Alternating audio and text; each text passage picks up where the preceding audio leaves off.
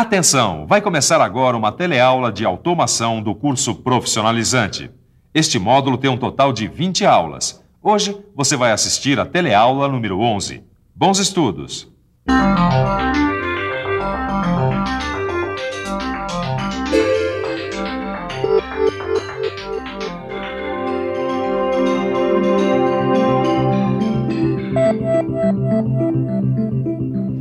Hoje a gente vai falar de revolução, mas calma, não é esse tipo de revolução que você está pensando.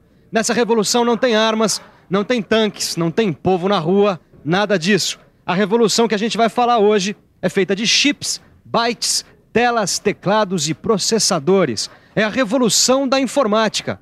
E aí, companheiro, vamos à luta? A nossa teleaula de automação de hoje vai mostrar como foi a evolução dessa revolução. Quer dizer, como é que os computadores evoluíram tanto para a informática poder penetrar em quase todos os tipos de serviços.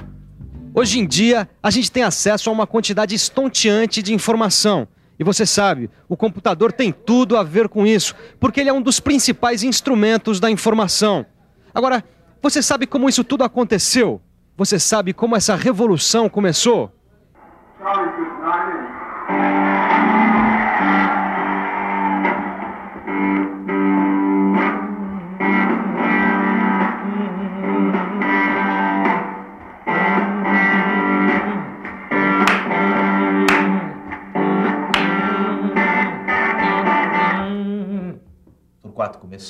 Começou.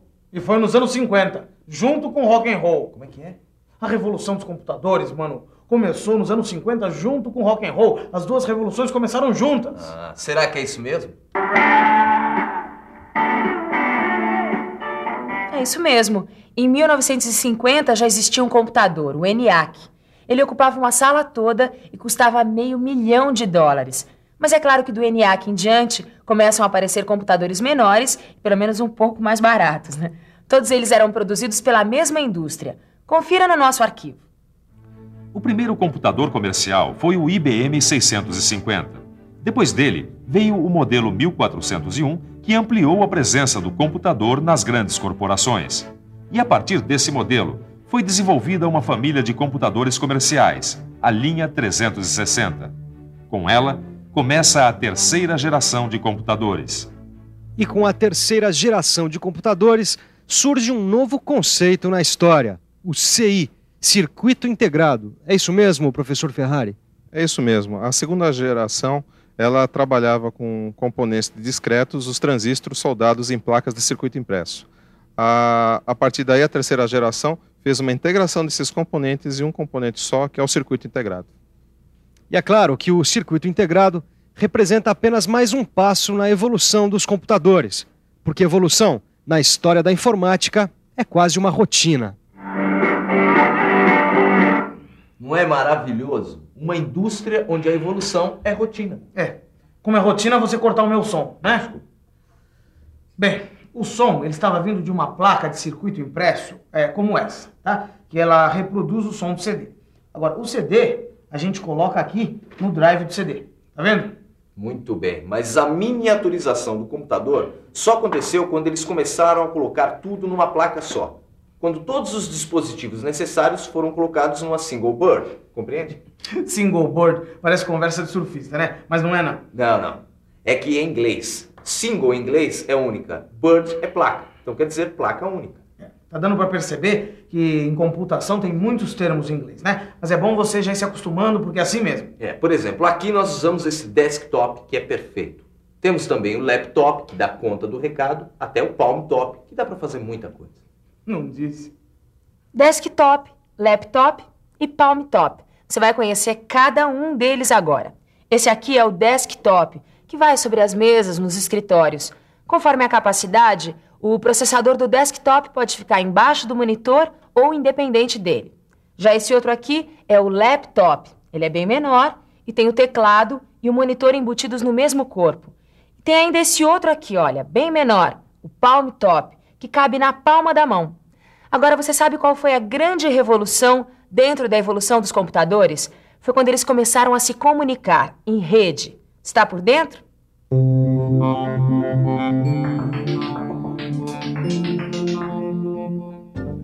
Através das redes, vários computadores podem acessar um mesmo banco de dados e podem se comunicar entre si. As redes podem ser no mesmo escritório, podem ser nos diferentes pontos de uma organização, em diferentes locais, estados ou países. Ou podem ser redes mundiais, de conexão ilimitada, como é o caso da internet. Toda a comunicação entre computadores é feita através de linhas telefônicas ou de sinais via satélite. Mas além de se comunicarem entre si, os microcomputadores se comunicam também com os seus periféricos. Basicamente, existem dois tipos de periféricos: os de armazenamento de dados, como por exemplo essa unidade de CD-ROM, e os de entrada e saída, como por exemplo esse modem. Mas calma aí, que você já vai entender direitinho essa história de periféricos. Vamos começar com os de armazenamento de dados.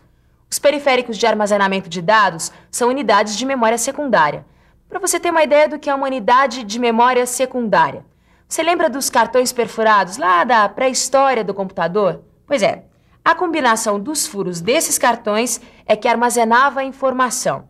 Era um tipo de memória secundária que ficava à disposição do usuário do computador. Agora, é claro que o uso desses cartões era bem pouco prático, né? Por isso, mais tarde, eles foram substituídos por fitas magnéticas. Confira no arquivo. Com as fitas magnéticas, os programas e as informações ficavam armazenadas em sinais. Do mesmo jeito que a gente grava músicas em fita até hoje. Mais tarde, para deixar o armazenamento mais prático, foi desenvolvido o disco magnético. Conhece? Conhece isso aqui? Isso aqui é um disco magnético. Ele substitui a fita no armazenamento da informação. E dos programas também, né, mano? Certo. Agora, o importante é que para você localizar a informação aqui dentro ficou muito mais ágil. Você não precisa mais ficar rodando para procurar informação, que nem em fitas cassetes, por exemplo. Porque, na verdade, a leitura do disco não é feita apenas por um, mas por vários cabeçotes, que nós chamamos de cabeças. É isso mesmo. Como vocês podem observar, o Torquato é uma cabeça. Obrigado. Mas você poderia rapidamente explicar quais são os tipos de discos magnéticos? Posso. Os discos magnéticos são classificados em dois grupos de acordo com a sua dimensão e a sua capacidade de armazenamento. Mas, mano, quais são esses grupos? Os grupos são os discos rígidos, como esse Winchester, e os discos flexíveis, como esse disquete. E eles são encontrados em várias versões. Você vai conferir agora como é que os discos rígidos e flexíveis variam em dimensão e capacidade. Quanto à dimensão, os discos flexíveis variam entre 5 1/4 de polegadas e 3 polegadas e meia. Já os discos rígidos podem ser do tipo Full, que são maiores, ou do tipo Slim, que são menores. Quanto à capacidade, os discos flexíveis de 5 1/4 são de 360 KB e 1,2 megabytes, enquanto os de 3,5 são de 720 KB, 1,44 megabytes e 100 megabytes. Já os discos rígidos podem variar de dezenas de megabytes a dezenas de gigabytes de capacidade. Mas capacidade de armazenamento mesmo é a do CD-ROM. É esse disco que você já deve ter ouvido falar, não é? O CD-ROM é um dispositivo de memória secundária que, além da maior capacidade, tem maior velocidade de resposta na disponibilização de programas e informações. Bom, deu para você ter uma ideia dos dispositivos periféricos de armazenamento de dados. Vamos ver então os outros periféricos que estão faltando, os de entrada e saída. O primeiro dispositivo de entrada e saída que você aprende é esse aqui, o monitor de vídeo. Assim como na sua TV, o monitor pode ser monocromático ou colorido. Ah, mas ele pode variar muito de resolução. O que o mano quer dizer é que o monitor pode ser mais ou menos preciso na apresentação das imagens, compreende? Compreendo. Não estou falando com você, estou falando com o pessoal que está assistindo, presta atenção. As telas dos monitores variam muito conforme o padrão de sincronismo, número de cores e outras coisinhas mais. Existem telas do tipo EGA, CGA, VGA e Super VGA. Cada uma com um padrão diferente de resolução, sincronismo e cores. Um outro periférico de entrada e saída bastante importante é a impressora. Bom, como você está vendo, aqui tem vários tipos de impressoras. A impressora matricial, a jato de tinta e a impressora a laser, que é a que oferece maior qualidade. E ainda tem mais uma série de periféricos de entrada e saída, como secretária eletrônica, fax, gravadores. Todos são acessórios que aumentam tremendamente o potencial de comunicação do computador. Nas indústrias e nas grandes empresas, o uso do microcomputador varia muito. Aqui nesse jornal, por exemplo, o micro de cada jornalista está ligado a um computador central, que a gente chama de servidor de rede. Quer saber como ele funciona? O servidor de rede tem uma infinidade de informações armazenadas na sua memória. E essas informações podem ser acessadas por cada micro ligado a ele. E tudo ao mesmo tempo. E nas indústrias, o uso do computador é bem diferente do que nos escritórios. Mas isso fica para a próxima teleaula. Por enquanto, você revisa tudo que aprendeu na teleaula de hoje. E atenção, se liga aí que é hora da revisão. Na nossa teleaula de hoje, a gente viu como foi a evolução dos computadores. Você viu como surgiu o conceito de compatibilidade entre os equipamentos. Conheceu os principais tipos de microcomputadores. Viu como eles operam em rede e teve uma boa ideia dos periféricos do micro, conferindo quais são os principais periféricos de armazenamento de dados e de entrada e saída. Olha, só tem uma saída para quem quer aprender mais sobre microcomputadores. É pegar o livro, estudar bem a aula, fazendo todos os exercícios. É isso aí. Eu garanto que vai ser o maior barato. Agora eu tenho uma surpresa para o meu amigo Torquato.